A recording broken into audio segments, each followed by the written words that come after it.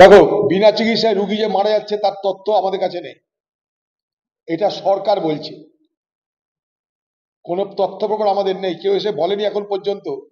আমরা জনপ্রতিনিধি, কেউ এসে এখন পর্যন্ত বলেনি যে বিনা চিকিৎসায় আমার বাড়ির পেশেন্ট মারা গেল, কেউ বলেনি। ডেঙ্গুতে কত মানুষ মৃত্যু হলে তার কোনো জবাব পাওয়া যায় না, কোভিডে কত মানুষ মৃত্যু হলে তার কোনো জবাব পাওয়া যায় না, আন্দোলনের জন্য কত মানুষের মৃত্যু হয়েছে তার জন্য পশ্চিমবঙ্গ সরকার এত সতর্ক কেন? ডাক্তারদের যুক্তি আছে।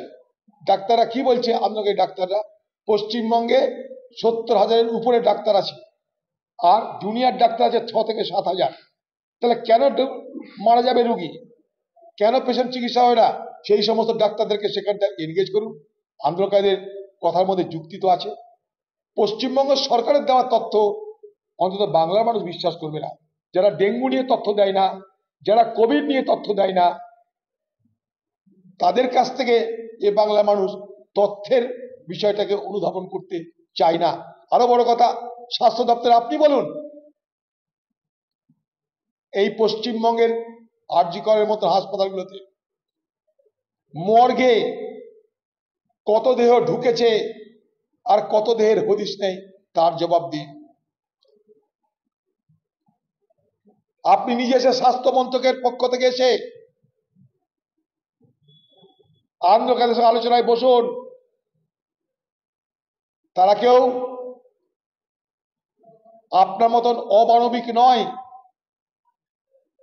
তা যদি হতো তাহলে জুনিয়র ডাক্তাররা রুগীদের জন্য রক্ত দিত না। আপনি তৈরি করছেন এই বাতাবরণ, জুনিয়র ডাক্তাররা যাতে বাধ্য হয় আন্দোলন করতে, তার জন্য এটা এক ধরনের প্রভোকেশন। আপনার পক্ষ থেকে উত্তেজনা তৈরি করার চেষ্টা হচ্ছে। আপনি এজেন্ট প্রভোকেটর, আপনি তৈরি করছেন এই উত্তেজনা। কারণ আপনি জানেন আন্দোলন সামলাতে পারবো না, তদন্ত যদি ঠিকমতো হয় আমার 12টা বেজে যাবে। তাই গোটা বিষয়টাকে গুলিয়ে দাও, সাধারণ মানুষ ভার্সেস ডাক্তার, এরকম একটা সংঘর্ষের বাতাবরণ তৈরি করো। গ্রামের মানুষ ভার্সেস আন্দোলনকারী, এইরকম একটা বাতাবরণ তৈরি করো। অর্থাৎ আপনি প্রভোগ করছেন, আপনি বাতাবরণটাকে উত্তেজিত করছেন, আপনি বাতাবরণকে বিষাক্ত করছেন। ডাক্তারদেরকে উপেক্ষা করে, ডাক্তার আন্দোলনকে বঞ্চনা করে, তাদের মতামতকে পরোয়া না করে, পাত্তা না দিয়ে আপনি তৈরি করছেন। অর্থাৎ এই পশ্চিমবঙ্গে যেমন তদন্ত করে কিছু পাওয়া যাচ্ছে না, তার পিছনে আপনার এবং আপনার প্রশাসনের হাত, ঠিক তেমনি ভাবে আন্দোলনকারী ডাক্তাররা আজও পথে বসে আছে শুধুমাত্র আপনার ঔদ্ধত্য, অহংকার আর আপনার এই উদাসীনতার জন্য। অর্থাৎ আপনি হচ্ছেন এই সমস্ত উত্তেজনা তৈরির স্রষ্টা।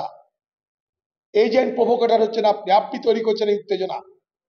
আপনি চাইছেন সংঘর্ষ হোক বাংলায়, তাতে আপনার পুষাবে, তাই আপনি চাইছেন, আপনার ন্যারেটিভ তৈরি হবে। তখন আমি আগেই বলেছিলাম, আমি নবান্নতে অপেক্ষা করেছিলাম, কেউ না এলে কি করবো? সবাইকে বলছি শোনো আমার কথা, সবাইকে বলছেন আপনার কথা শোনা। যারা আপনার কাছে দাবি করছে তাদের কথা কবে শুনবেন? কে শুনবে? কখন শুনবে? নবান্ন এখন দুর্নীতির নরকে রূপান্তরিত হয়েছে। আপনার নেতৃত্বে কলকাতার নবান্ন দুর্নীতির নরকে রূপান্তরিত হয়েছে। উত্তরবঙ্গে যারা